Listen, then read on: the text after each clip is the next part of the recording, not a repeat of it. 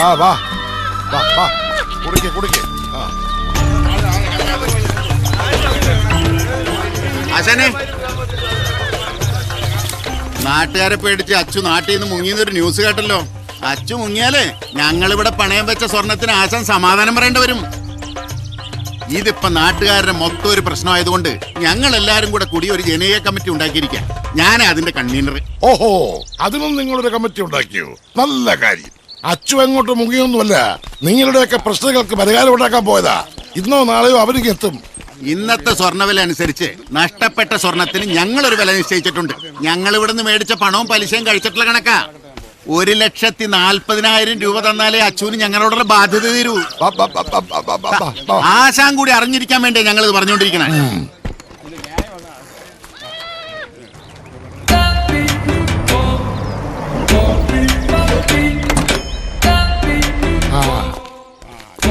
വല്ലതും നടക്കുവോ?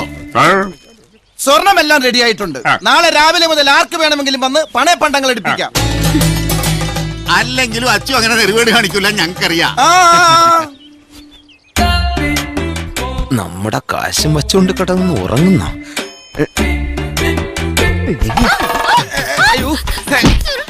എന്റെ മുടിന്ന് വിടുവന്നെ തലയെത്തിയെന്ന് പറയാൻ വിളിച്ചതാ. സത്യം പറഞ്ഞ ഇപ്പഴാ ടെൻഷൻ മാറിയത്. ഏതായാലും കാര്യമൊക്കെ ഭംഗിയായല്ലോ.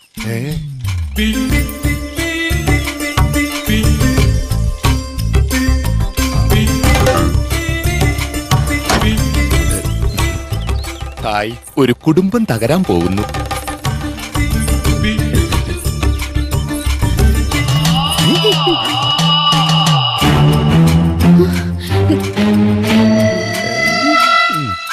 മോള് ഏതാ?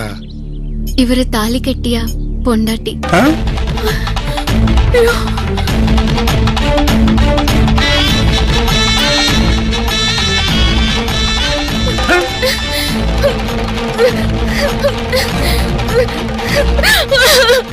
പറഞ്ഞ പോലെ സംഭവിച്ചു.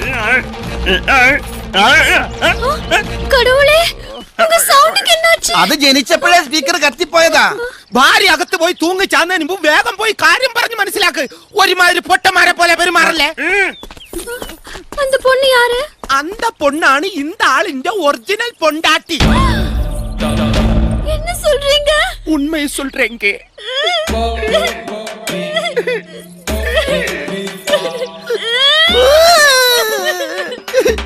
എടാ ചന്ദ്ര, കുട്ടികളില്ലാഞ്ഞിട്ട് അച്ചു രണ്ടാമത് കെട്ടിയാണല്ലേ ഈ പെണ്ണിനെ? താനെന്താ രണ്ടാം കെട്ടിന് സദ്യ ഉണ്ണാൻ വന്നതാ? പോടോടുന്നു.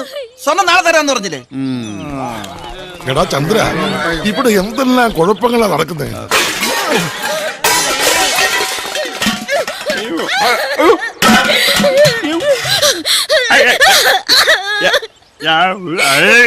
വേണ്ട, എനിക്കൊന്നും കേക്കണ്ട. എനിക്കെല്ലാം മനസ്സിലായി. പൊള്ളാച്ചെന്ന് കെട്ടിയതാണെന്നോ? തല്ലിക്കോ തല്ലിക്കൊന്നു തന്നെ. അച്ചൂട്ടൻ കാണിച്ച ഏതായാലും മോശമായിപ്പോയി.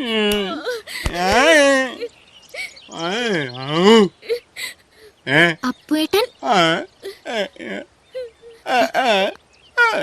അപ്പുവേട്ടന്റെ ഭാര്യയാണോ അത്? ചേച്ചി അത് അപ്പുവേട്ടന്റെ ഭാര്യയാണെന്ന്.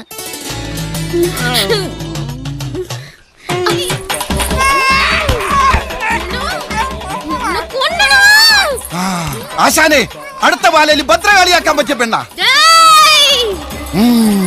ധാരികനായിട്ട് ഇവനും കറക്റ്റാ. എക്സ്പ്രഷൻ കണ്ടില്ലേ? ഓ മോളെ, അവനെ വധിക്കണ്ട, വിട്ടേക്ക്.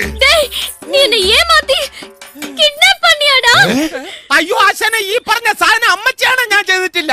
അപ്പോൾ എന്റെ ഭാര്യ എന്ന് പറഞ്ഞാൽ എനിക്ക് എന്റെ ഏട്ടന്റെ അമ്മ പോലെയാണ്. ഞാൻ അങ്ങനെ പരസ്യമായിട്ടൊക്കെ കയറി ആമാത്തു. വേറെ വല്ല പെണ്ണായിരുന്നെങ്കിൽ ഓക്കെ. ചന്ദ്രന് കൂടെ ഉണ്ടായിരുന്നു. സംശയം ഉണ്ടായി ചോദിച്ചോ. അതായത് പിടിയും വലി ഉണ്ടായപ്പോ ഈ കുട്ടി തെറ്റിദ്ധരിച്ചതാ. ഇവൻ അങ്ങനത്തെ ഫാമിലി പെട്ടൊന്നുമല്ല. എനിക്ക് ഫാമിലി പോലും ഇല്ല. உங்க புள்ள எம்ஜிஆர் படம் மாதிரி டபுள் ரோல்னு நான் நினைக்கவே இல்ல. டேய், ஒரிജിനൽ എങ്ങടാ? ഞാൻ എടുത്തില്ല. എൻ പുരുഷൻ എങ്ങടാ? പൊള്ളാച്ചിലുണ്ടാവും. മോള് വിഷമിക്കണ്ട. നീ ഇവിടെ ഉണ്ടെന്നറിഞ്ഞാൽ ബ്രഹ്മാസ്ത്രം പോലെ അവനിങ്ങെത്തും. ഏതായാലും നീ വലതുകാല വെച്ചുകയറിയുടെ കുടുംബത്തെ തന്നെയാണല്ലോ വന്നിരിക്കുന്നത്. അതുകൊണ്ട് സന്തോഷമായിട്ടിരിക്കും. അപ്പോൾ എവിടെ ഉണ്ടെങ്കിലും ഈ അളിയൻ ഓടിച്ചിട്ട് പിടിച്ചുകൊണ്ടുവന്ന് തരും. എന്റെ പെങ്ങൾ ഹാപ്പി ക്രിസ്മസ് ആയിട്ടിരിക്കും. ആ കൊണ്ടുവന്ന് തരും എന്ന് പറഞ്ഞാ കൊണ്ടുവന്ന് തരും. അപ്പോണ്ണം തന്ന പണമെല്ലാം ബാഗിലുണ്ടല്ലോ. എന്നാ പിന്നെ മോള് വലതുകാലം വെച്ച് ഐശ്വര്യമായിട്ട് കേറിക്കോളൂ.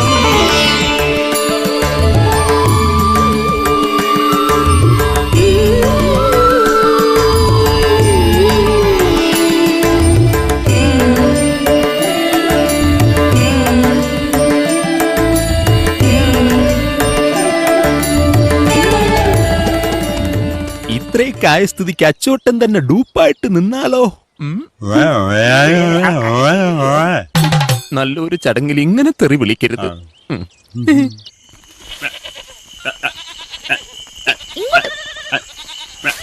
എവിടെ ഓടുന്നു? എടാ നീ വന്നേ. അപ്പൂനെ കുറ്റപ്പെടുത്താതെ ഞാൻ കാര്യങ്ങൾ പറഞ്ഞു. ആ പെങ്കൊച്ച് സ്വർണവും പണവും തരാൻ നിന്നെ അന്വേഷിക്കുന്നുണ്ട്. വാ. ആ വാടാ.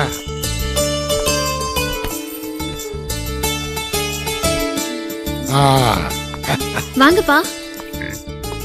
മോള് ഈ ആഭരണങ്ങളൊക്കെ ഊരി അച്ചൂന് കൊടുക്ക്. இந்த ஆர்னமெண்ட்ஸ் எல்லாம் ரோல்டு கோல்டு தான். ஒரிஜினல் கோல்டு உள்ள இருக்கு. ஒரு நிமிஷம்.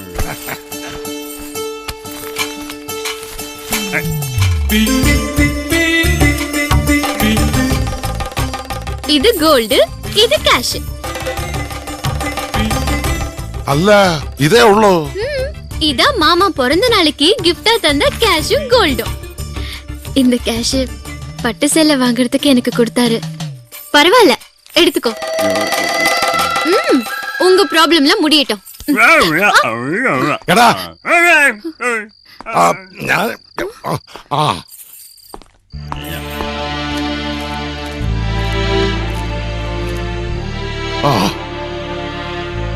ഞാൻ അപ്പോഴേ നിന്നോട് പറഞ്ഞല്ലേ അപ്പോ അതൊന്നും ചെയ്തിട്ടുണ്ടാവില്ലെന്ന്. പക്ഷെ നീ കേട്ടില്ല. നീ ചെയ്ത തെറ്റിന്റെ ഗൗരവം എന്താണെന്ന് നിനക്കറിയാവോ? പണവും സ്വർണവും കയ്യിലുണ്ടെന്ന് പറഞ്ഞ് സ്വന്തം അണ്ണന്റെ ഭാര്യ നീ തട്ടിക്കൊണ്ട് വന്നത്. അപ്പോ ആണ് ഇങ്ങനെ ചെയ്തതെങ്കിൽ നീ അവനോട് ക്ഷമിക്കുവോ? ഇല്ല. ഈ തെറ്റിന് അവനും നിന്നോട് ക്ഷമിക്കുമെന്ന് എനിക്ക് തോന്നുന്നില്ല. ആ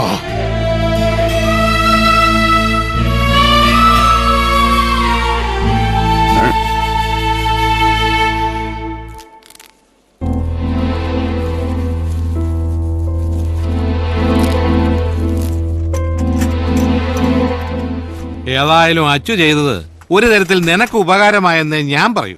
എന്തുപകാരം? കുട്ടികളില്ലാഞ്ഞിട്ട് അച്ചു തേൻമൊഴിയെ രണ്ടാമത് കെട്ടിയെന്ന നാട്ടിലൊക്കെ പാട്ടായിരിക്കുന്നത്. നാട്ടുകാർ എന്ത് വേണമെങ്കിലും പറഞ്ഞോട്ടെ, നീ വെറുതെ എരുതി എന്നെ ഒഴിക്കല്ലേ ഗോവിന്ദ. അവൻ എന്ത് പോക്കൃത്തരം കാണിച്ചാലും ന്യായീകരിക്കാൻ ആളുണ്ട്. നാട്ടിൽ സ്വർണവും പണവും മോഷ്ടിച്ച കള്ളൻ എന്ന ചീത്തപ്പേരെ ഈ അപ്പുന. അപ്പുന്റെ കൂട്ടുകാരൻ എന്ന് പറഞ്ഞ് നടക്കുന്ന എനിക്കുണ്ട് കുറച്ച് നാണക്കേട്. അതുകൊണ്ട് പറഞ്ഞതാ. എന്നാ നാട്ടിൽ ചെന്ന് രണ്ടും കൂടെ വെട്ടിയും കുത്തിയും കണക്ക് തീർക്കട്ടെ. അതിന് തന്നെയാ പോകുന്നത്. എന്നെ കള്ളനാക്കിട്ട് എന്റെ പെണ്ണിനെ ഇവിടെ നിന്ന് അടിച്ചോണ്ട് പോയതിനെ പിന്നെ ഞാൻ വെറുതെ വിടണം? ചെല്ലുന്നുണ്ട്. ഞാൻ ഇവിടെ നിറങ്ങിയാൽ നേരെ അങ്ങോട്ട് തന്നെയാ പോകുന്നത്.